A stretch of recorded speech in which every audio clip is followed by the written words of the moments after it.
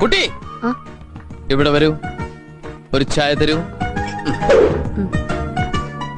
അപ്പൊ ദഹനക്കാരൻ പറഞ്ഞാലും അനുസരിക്കാനൊക്കെ അറിയാല്ലേ?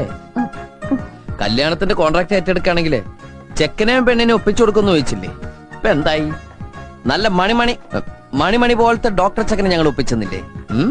ശരിയാ, ഈ കല്യാണം കൂടെ നടന്നില്ലായിരുന്നെങ്കിൽ എന്റെ ചേച്ചിയുടെ കണ്ണ് നിറയുന്നതാ എനിക്ക് ഏറ്റവും സങ്കടം. ആ ചേച്ചിക്ക് നല്ലൊരു ജീവിതാ തിരിച്ചു കിട്ടിയത്.